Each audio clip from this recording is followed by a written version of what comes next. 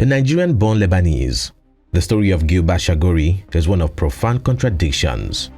On one hand, he is a billionaire industrialist and a globe-trotting diplomat representing a sovereign nation at prestigious international bodies. On the other hand, he is an individual whose rise to fortune finds its way to one of Nigeria's most brutal dictators. He oversaw the construction of a secret police headquarters in Nigeria and other key projects critical to the regime's survival.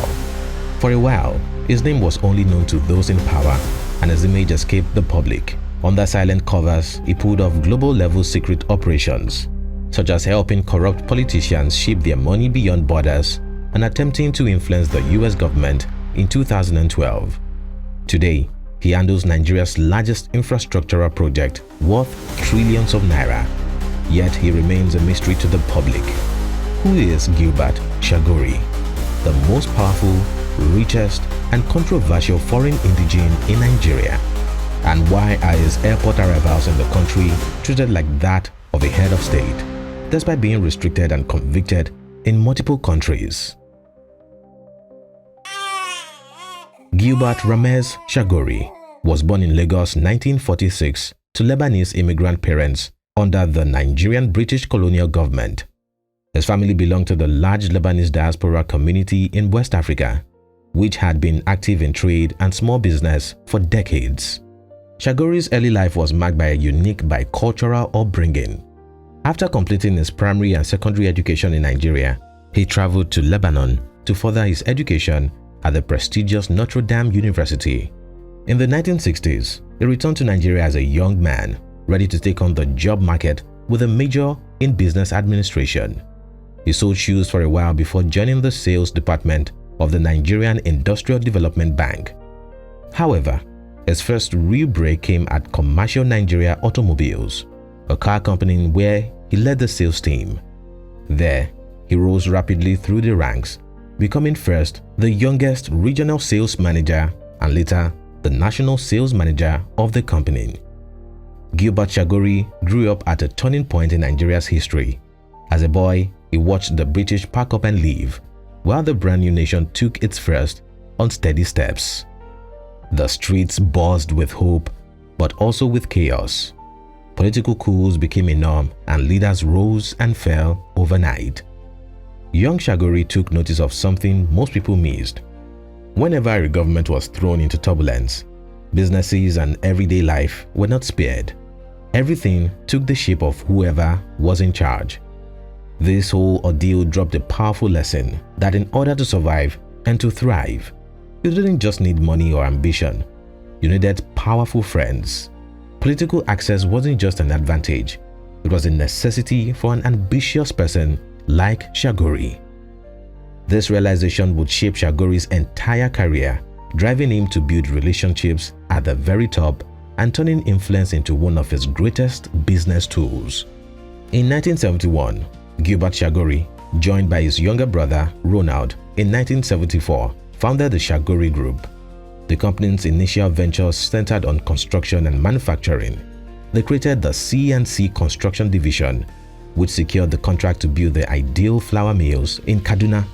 This was to be the first of 4 flour mills the group would eventually develop. Down the line, Gilbert Chagoury and his brother expanded its portfolio to include real estate, hospitality, water bottling, glass manufacturing, insurance, finance, telecommunications, and IT. While this might seem like a lot, Gilbert understood that until he could establish a status with the political class, he needed to build a wide network of interconnected businesses capable of withstanding economic shifts and supply chain challenges. Coming from the wealthy Lebanese community in Nigeria, Chagoury was of a circle that often mingled with Nigeria's military and political elite. His commitment to seizing a notable portion of the industrial sector earned him recognition with his community, and it was through this network that Chagoury was introduced to some senior Nigerian officers in Lagos and Kano, including General Sani Abacha.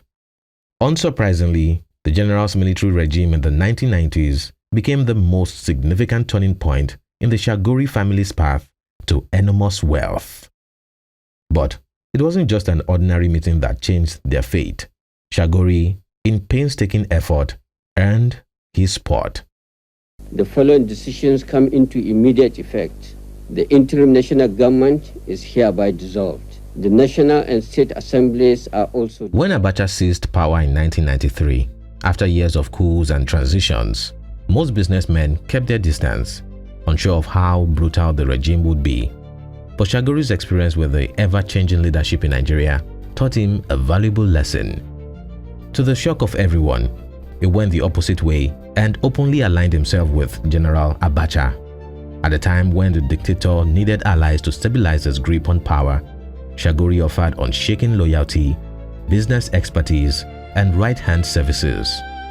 In return, his companies secured lucrative government contracts, such as the supply of fertilizers and the construction of the State Security Service headquarters.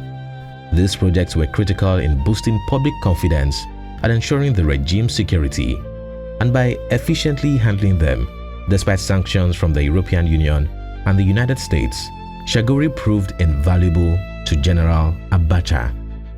However, the unexpected death of General Sani Abacha in 1998 brought to an end one of Chagoury's golden eras, and for the first time, his name echoed across newspapers, and the real truth behind his sudden rise in wealth was brought to light. In 2000, the Nigerian Lebanese business mogul was convicted in Switzerland following counts of money laundering. He was accused of helping General Abacha and his family move hundreds of millions of dollars overseas, serving as a critical member of their sophisticated laundering squad. But here is where it gets interesting. Court records show that Chagoury paid a fine to the Swiss government and returned an estimated $300 million to the Nigerian government. Surprisingly, he never spent a night in jail, and for unknown reasons, his records was mysteriously erased from the Swiss public registries. In Nigeria, the $300 million repatriation was framed as a settlement agreement, and going forward, it absolved him of all potential charges. Following the transition to civilian role, the Chagoury group returned to business as normal, and Gilbert's ambitions waxed even stronger. In 2003, he launched the Eko Atlantic City project in Lagos. This futuristic urban project, promoted by his company, the South Energix Nigeria Limited, is a new city built on 10 million square meters of land reclaimed from the Atlantic Ocean. This city would stand as a barrier to the coastal erosion and flooding threatening Victoria Island and the wider Lagos area. Among its defense system is the Great Wall of Lagos, a massive structure designed to protect the new metropolis from the Atlantic. According to Chagoury, the city would be a place where everyone could walk and play. However, the project has been highly criticized for fostering socio-economic segregation, with plots of land escalating from 180 million naira to over 2 billion naira today. In 2012, over 16 people passed away in the area following a devastating storm caused by the project's early construction phases. This incident raised concerns over the risk of such an environmentally disruptive project, as Eko Atlantic was criticized as a playground for the rich, built at the expense of the vulnerable. Chagoury's taste for the company of the elite didn't end in Nigeria. Soon, he began making his mark on the global stage. Despite having a controversial past, Chagoury's unique charm managed to launch him into a long list of diplomatic appointments. He worked his way to the role of a personal advisor to 2 Benin Republic presidents, secured the position of ambassador for the Caribbean island of St. Lucia, and became a prominent delegate of UNESCO, the Vatican, and the UN in Geneva, Switzerland. On the surface, these roles may appear like noble acts of service, but behind the scenes, a lot seemed to be going on. Chagoury's diplomatic positions granted him high-level access to global leaders and influential networks, one that an ordinary businessman could not reach. His close relationship with the Roman Catholic Church upscaled his reputation, and his willingness to fully fund the operations of his offices made him an attractive delegate for several organizations. Somehow, the world seemed to forget his past. From the Swiss Justice Department to the Holy Vatican City, everyone threw their hands around him, perhaps it was due to a newfound commitment to charitable duties, or, as many would point out, the financial gains that came with this association. Whatever the case may be, what came next proved even more controversial. It soon turned out that Chagoury's international operations were just more than diplomatic missions or image laundering. Between 2012 and 2016, the business titan funneled about $180,000 to his associates for the purpose of illegally donating to the campaigns of certain US presidential and congressional candidates. Such actions were highly prohibited under US laws and are viewed as a form of foreign interference, a serious federal crime. US intelligence agencies quickly took note of the scheme and triggered a prosecution against the billionaire. In 2021, Chagoury admitted to these charges and was allowed to pay a restitution fine of $1.8 million. But that was not his first drama with the US government. In 2010, Chagoury was detained for hours at the Teterboro Airport in Jersey upon arrival on a private jet. He was shocked to discover that he had been added to the no-fly list in the US, following mistaken security concerns. However, after months of debating the status in court, the Department of Homeland Security issued him a written apology and a waiver to continue flights to the United States. While this episode was generally considered an error on the part of the American government, things became more concerning when, in early 2015, Chagoury was denied a visitor visa on charges of terrorism. Based on an FBI report, the US State Department suspected him of ties with the Hezbollah organization, considering him a high-risk individual to let into the country.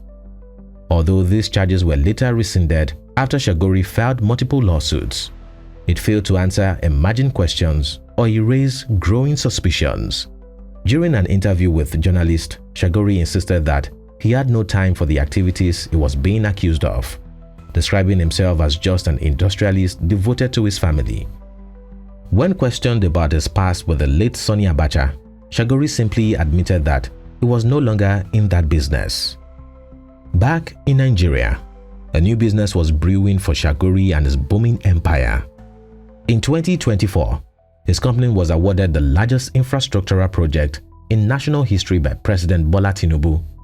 High-tech construction mysteriously secured the 15 trillion naira contract to build the Lagos-Calabar Coastal Highway project without a public bidding process.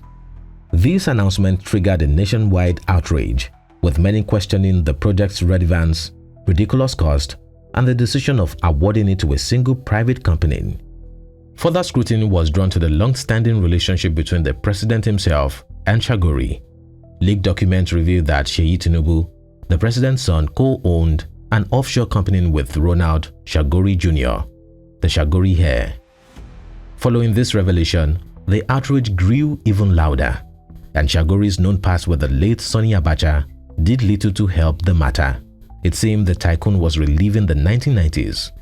Only that, this time, it was under the sharp glare of public scrutiny. Never discouraged by the controversial aftermath of his relationship with Abacha, Chagoury seemed to have pursued a strategy that once worked for him. Today, his courted friendship with Bola Tinubu, right from his days as Lagos State Governor, appears to have paid off. Without any opposition, he now handles the mother of all government contracts, one capable of furnishing his wealth by billions of dollars. On the other hand, the completion of about 30 kilometers of the 700-kilometer project in the space of 18 months was not good news to the public. It fueled fresh concerns. While many questioned the capacity of Chagoury in completing the road in the projected 8-year deadline, a few others began to view the project as a mere front for public funds embezzlement. Perhaps in the Tinubu-led government, known for several corruption scandals, and the shady global Chagoury enterprise, anything could be possible. The Chagoury family, made up of Gilbert, his wife Rosemary Shamshum, and their 4 sons, are widely believed to be worth several billions of dollars, with a luxury home in Paris, another in Beverly Hills, and one in Lagos.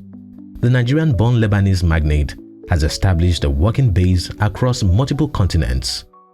Despite being known for his steady business trips, Gilbert Chagoury remains actively involved in running the Chagoury Group in Nigeria alongside his sons. From returning to Nigeria as a student to becoming arguably the wealthiest foreigner in Nigeria and one of the wealthiest in Lebanon, Gilbert Chagoury did not just earn his fortune by luck. He understood the business landscape of Nigeria and learned the extraordinary power of political influence. It was a tool that could make or mar anyone. Chagoury did not only cultivate and leverage it, he made it the central and most critical element of his empire. From Sonny Abacha to Bola Tinubu and down to the corridors of global governments, the industrialist made himself known. While the journey of Chagoury might not be an exemplary blueprint, it offers a gritty glimpse into the brutal world of wealth and power, a place where pragmatism often takes precedence and ideals die a natural death.